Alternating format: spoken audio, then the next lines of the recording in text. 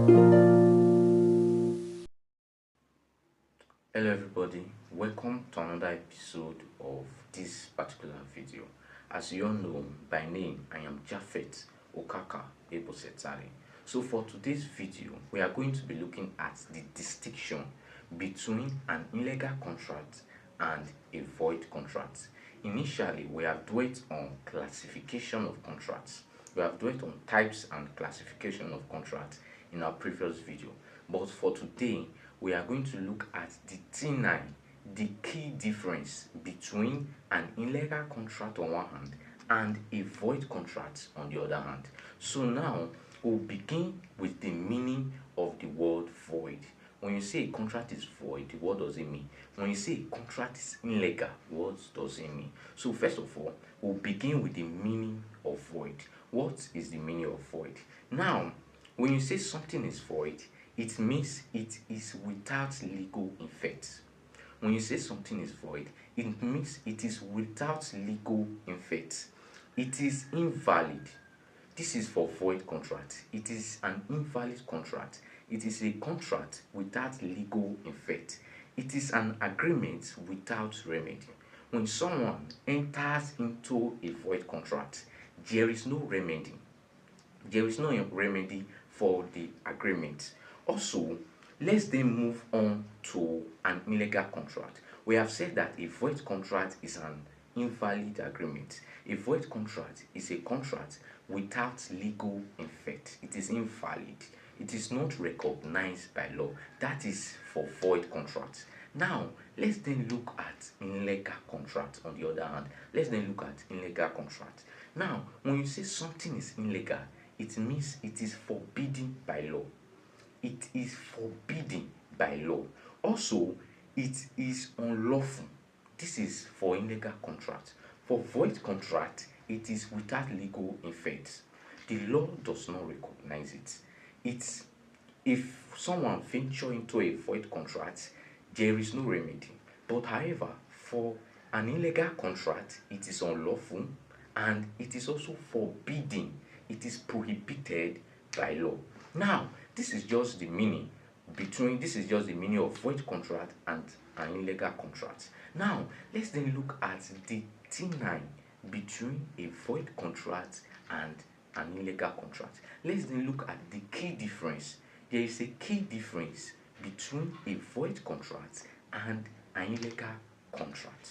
Now, what's the key difference? This then brings us to the case of Tawe versus Oyewumi.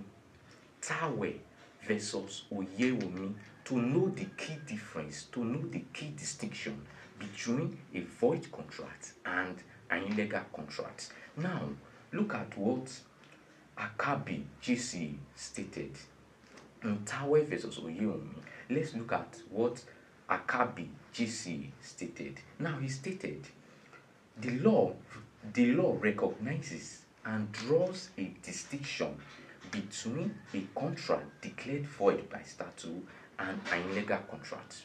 That's his word. He says the law recognizes and draws a distinction between a void contract and an illegal contract. So you see, the law recognizes it and the law draws a distinction.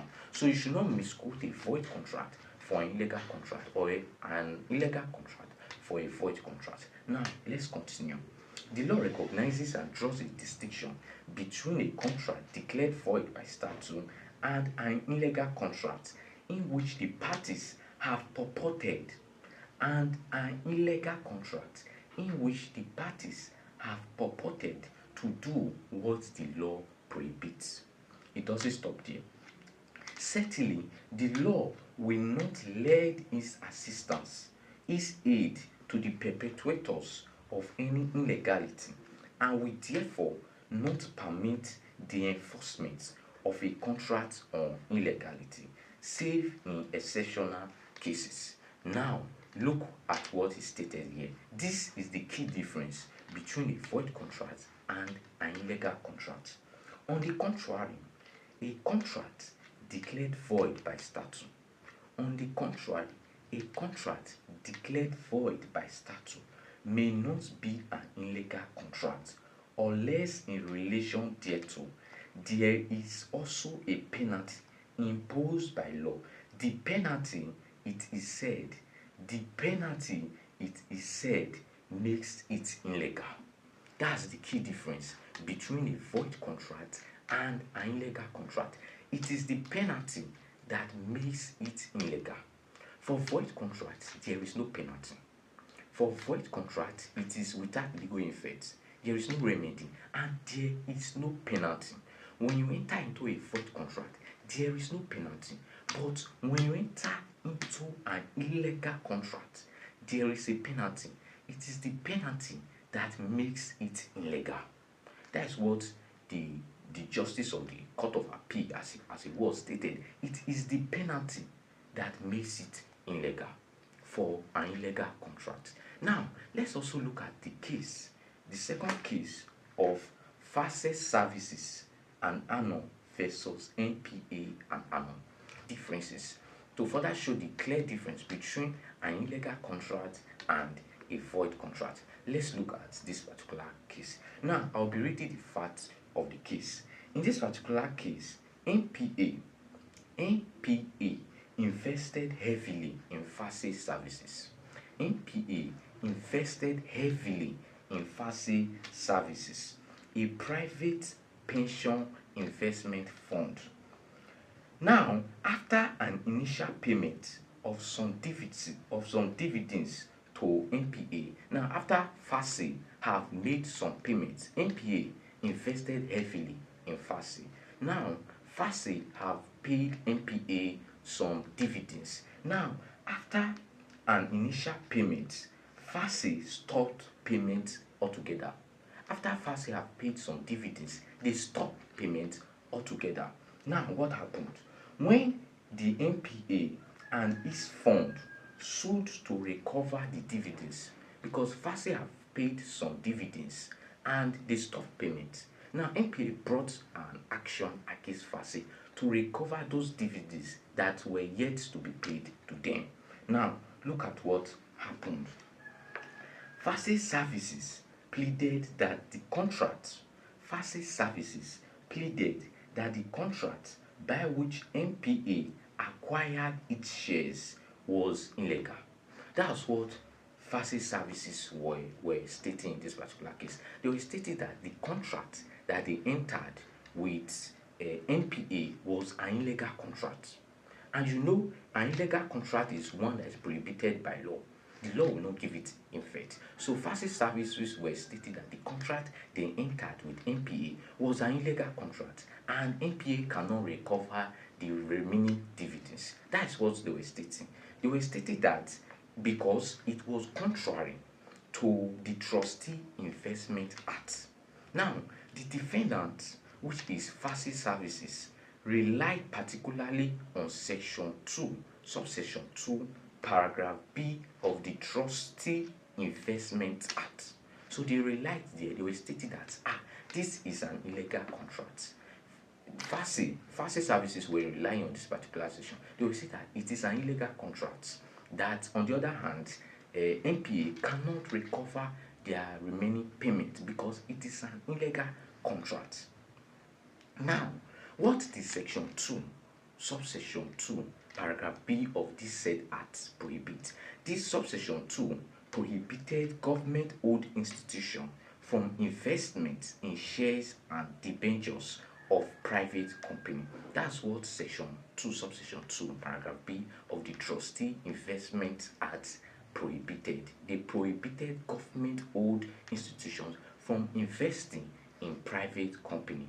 And NPA was a government-owned institution and they invested in Facet Services. And now, Facet Services has stated that it is an illegal contract. Now, what did the court head? What did the court head? What was the distinction that the court drew in this particular case? Now, let's then look at it. Let's go from by investing in Facet Services, the defendant, the defendant argued that the NPA had entered into an illegal contract and was therefore precluded from bringing this action. But however, you must note that for this particular conduct that was prohibited, there was no penalty. Yes, facet services are alleged that it was an illegal contract. But however, you must note that there was no penalty. There was no penalty prescribed for investing in private companies. And if you go back to the case of Oyemumi, if you go back to the case of Tawe versus Oyemumi, Akapi GSC stated that it is the penalty that makes it illegal. It is the penalty that makes it illegal. And this particular conduct, this particular act that was prohibited, there was no penalty. But facet services were stated that it is an illegal contract. Now, what was the judgment of the Supreme Court? Now, the Supreme Court held that the contract, the investment contract, was not illegal. The Supreme Court held that the investment contract was not illegal but merely voidable. That was the decision of the Supreme Court. The Supreme Court held that the contract was not illegal. There was no penalty stipulated.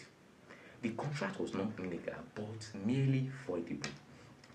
Since both parties have ratified it by their performance, it was enforceable and NPA had a valid right of action.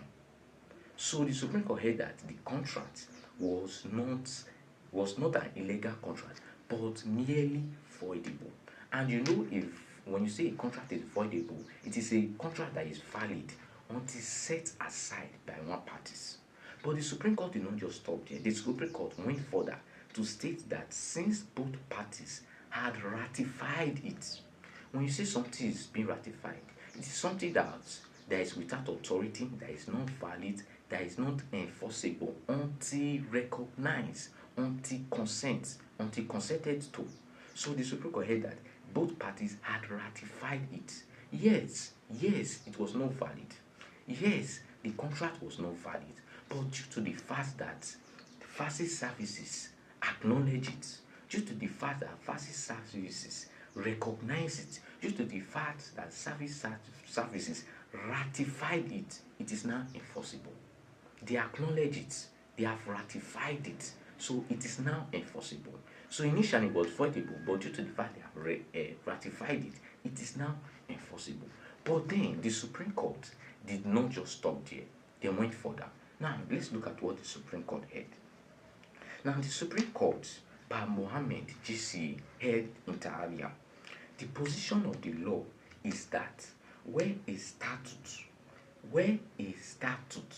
declares a contract or transaction between parties not only void but also imposes a penalty for violation, the contract or transaction is illegal ab initio. That's what the Supreme Court held per Mohammed GC. Where a statute not only prohibited a particular contract or agreement but also imposed a penalty, then it is an illegal contract. It is that penalty that makes it illegal. So the key difference between an illegal contract and a void contract is the penalty. For void contract, it is not recognized. For void contract, it is not expressly prohibited. For void contract, it is not expressly prohibited. But for an illegal contract, it is expressly prohibited. It is expressly prohibited. It is an unlawful contract. And it is the penalty. It is the penalty that makes it an illegal contract. It is that penalty. So by the time you are faced with a hypothetical scenario, you should first of all look at, is this contract prohibited? That's one. Then you also look at whether or not there is a penalty. Just the way facet services were alleged that the contract is illegal. The contract is illegal. Section 2, subsection 2, paragraph B of the Trustee Investment Fund prohibits this kind of contract. That's what facet services were arguing. But in reality, there was no penalty. There was no penalty. Yes, this particular section prohibited the contract, but there was no penalty. And because of the fact there was no penalty, it was not recognized as an illegal contract. So the key difference between an illegal contract and a void contract is the item, is the factor, is the content of penalty. Now, having said that, let's then move on to the examples of an illegal contract. Let's then look at some examples of an illegal contract and a void contract. Let's look at some cases where the court held that this is an illegal contract, and some cases where the court held that this is a void contract. Now, let's look at some cases. Now, the first example is a contract to commit a crime. A contract to commit a crime.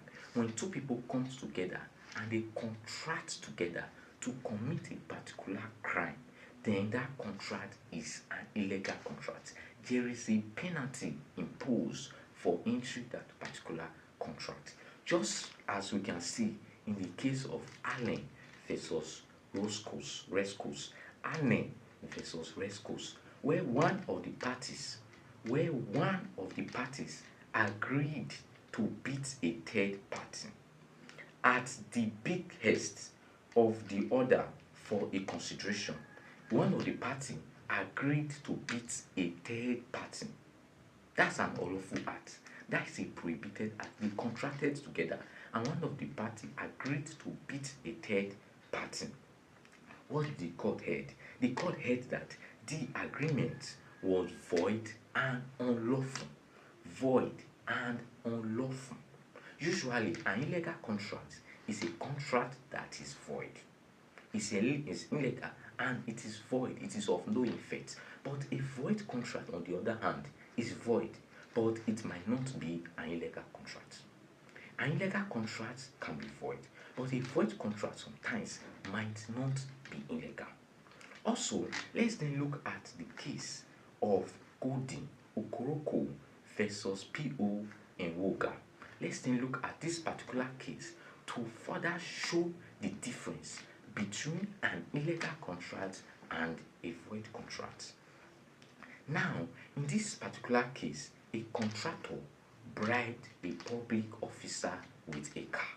In this particular case, a contractor bribed a public officer with a car and a money of £7,500 in order to secure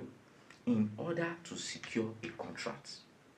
A contractor bribed a public officer with a car and £7,500 in order so that the public officer will use his influence to secure a contract for him. But however, the public officer failed to secure the contract, and the contractor brought an action against the public officer to recover the money he gave to him.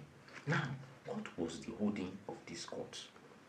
Now, the court held that this being an agreement in which the plaintiff gave bribe, because the plaintiff bribed the defendant, he bribed the contractor, he bribed a public officer to use his influence to secure a contract. Now, look at the holding, in which it is an agreement under which the plaintiff gave a bribe to the defendant for the purpose of defeating fellow contractors. Now, the court does not just stop there. It was a criminal act, illegal.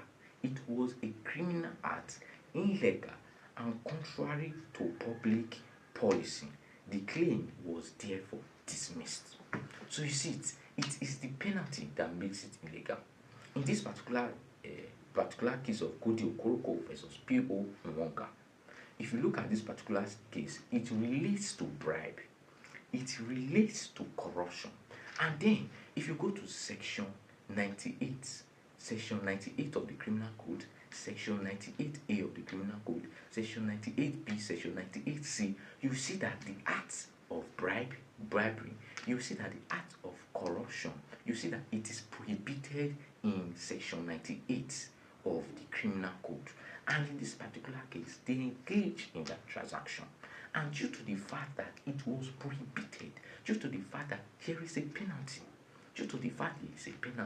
the court held that it was a criminal act. It was not just a void contract, it was a criminal act, it was an illegal act, and it was contrary to public policy.